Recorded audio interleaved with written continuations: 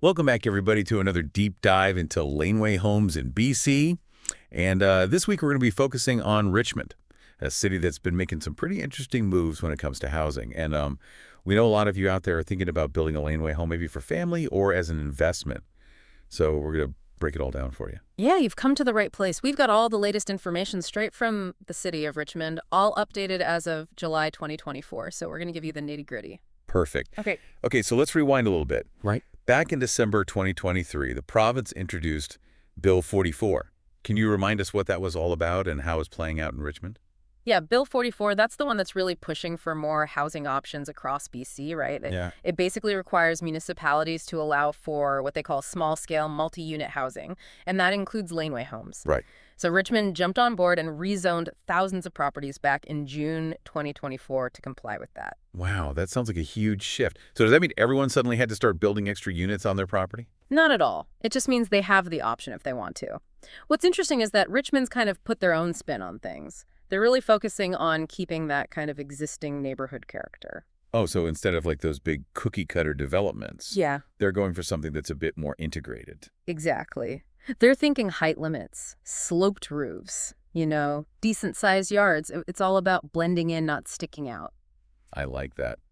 Okay, so let's say someone's thinking about building a laneway home for their family. hmm What are some of the key things they should know about Richmond's approach?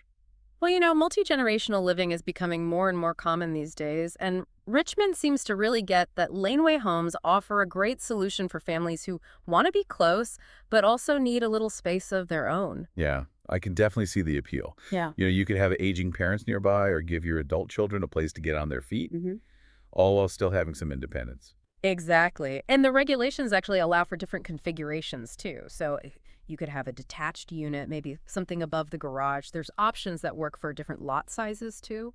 Now, parking, I'm sure, is a big concern when you're talking about multiple families potentially on one property. How does Richmond handle that? Oh, for sure. It's a big one. The rules actually depend on a few things, like the size of your lot, how close you are to transit. Oh, interesting. Yeah, so if you're near a bus route or a SkyTrain line that runs pretty frequently, you might not need any dedicated parking.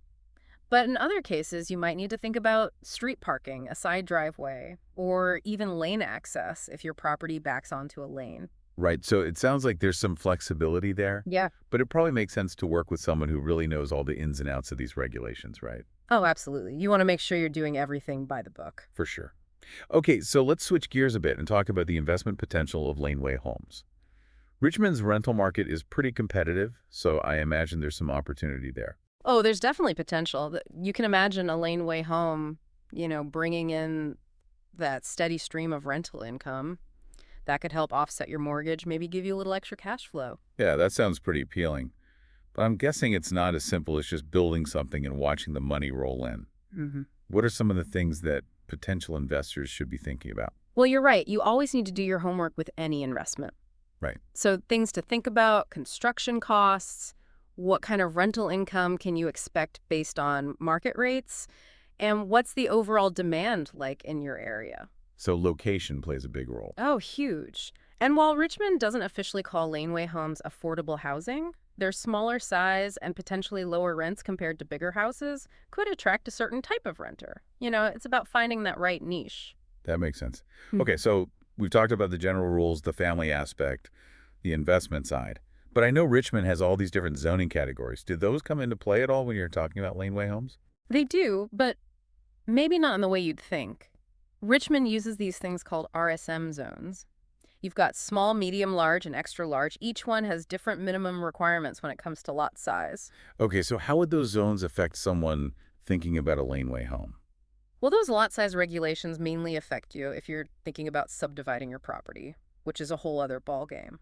They don't necessarily prevent you from building a laneway home on your existing lot. Uh-huh. Okay, that's good to know. But I've also heard that there are some more zoning changes on the horizon for Richmond. Yeah, that's right.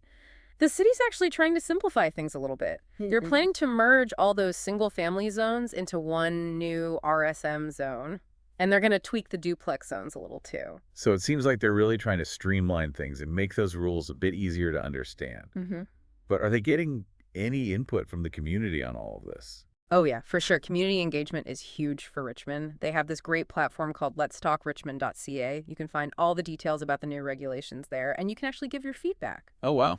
Yeah, they really want to hear what people think about density, building heights, roof types, yard sizes, parking, all that good stuff. It sounds like they're really covering all the bases. Yeah. So if someone's seriously considering building a laneway home in Richmond, who would you recommend they talk to? Well, there's a builder here in Richmond that really stands out in this area, Corval Homes. Yeah. They have a ton of experience. They really know the regulations, and they have a great reputation for quality work. Yeah, I've heard good things about them too. And I think their website, corvellhomes.com, is a great resource for information on laneway homes. Oh, for sure. And if you really want to get the ball rolling, I'd say reach out to Gordy. Yeah. He's one of the key people over there, and he's incredibly knowledgeable. Perfect. So remember, if you're looking to build a laneway home in Richmond, Corvell Homes and Gordy are the go-to resources. We'll be right back after a quick break to continue our deep dives into laneway homes in Richmond. So stay tuned. We're back and ready to kind of zoom in a little bit on a couple of unique areas in Richmond-Steveston and the transit-oriented areas, or TOAs. They seem like they have their own kind of rules when it comes to laneway homes. Yeah, you're absolutely right. Unique for different reasons, though. Let's Mm. start with Steveston. Remember when we were talking about Bill 44 and those deadlines? Well, Richmond actually applied for an extension to implement those changes in Steveston. Oh, interesting. Why is that? What makes Steveston different?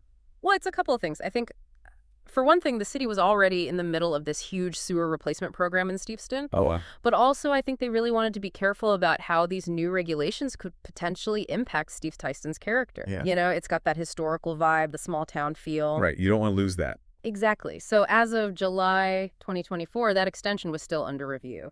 But if it gets approved, it would give Richmond more time to, finish up that sewer work and have some good conversations with the community about the best way to bring in Bill 44 while still respecting Steve Sexton's heritage. Okay, well, that's good news for Steveston residents. Yeah. Now, you mentioned the TOAs, those areas around the Canada line stations. And I know there's a lot of high-density development planned for those areas. So does Bill 44 even apply there?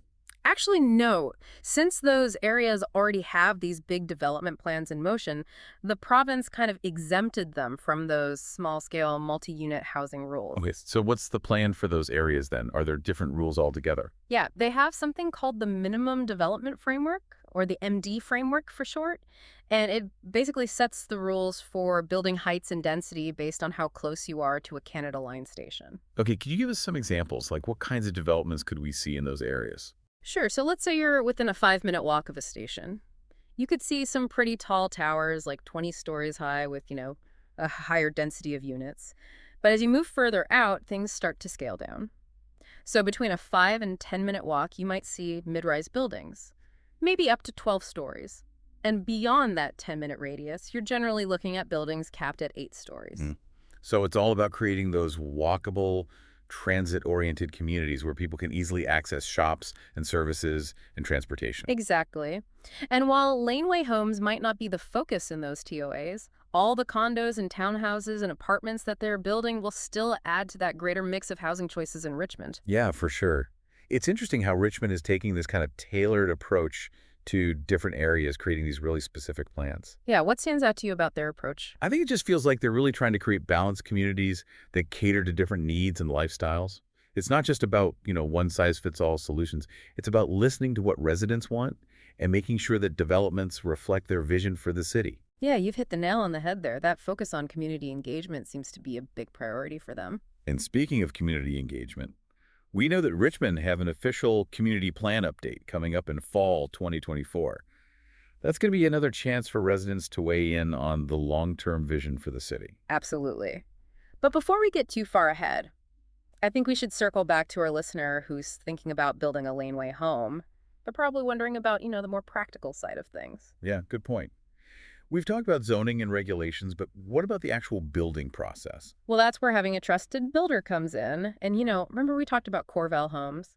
Yeah, they seem like they really know their stuff. Yeah, they've got a great reputation in Richmond. And their website, corvalhomes.com, is a fantastic place to start if you're looking for information on laneway homes. Right. And if you really want to get down to the nitty-gritty, we recommend reaching out to Gordy. He's super knowledgeable and can guide you through the whole process. He's the man. So remember, if you're looking to build a laneway home in Richmond, Corval Homes and Gordy are your go-to resources.